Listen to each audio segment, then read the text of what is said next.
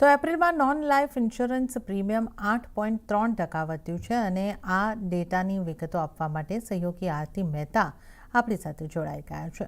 આરતી, April મહિનામાં કેવા રહ્યા છે ઇન્સ્યોરન્સના ડેટા?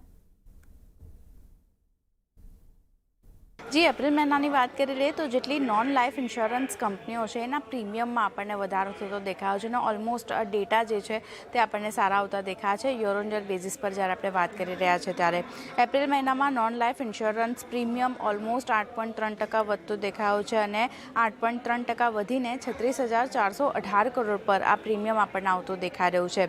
કંપની વાઇઝ વાત કરી લઈએ કોનું કેટલું પ્રીમિયમ વધ્યું છે તો ન્યૂ ઇન્ડિયા એશ્યોરન્સનું પ્રીમિયમ ઓલમોસ્ટ 1% વધ્યું છે।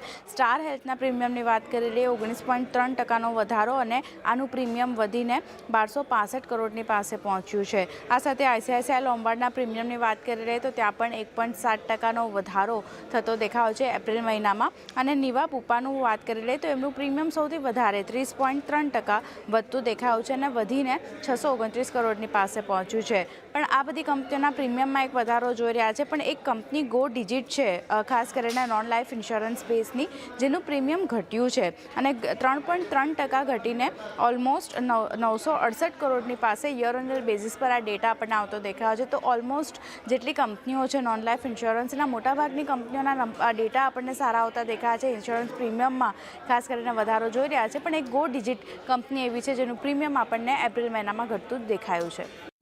જે આરતી,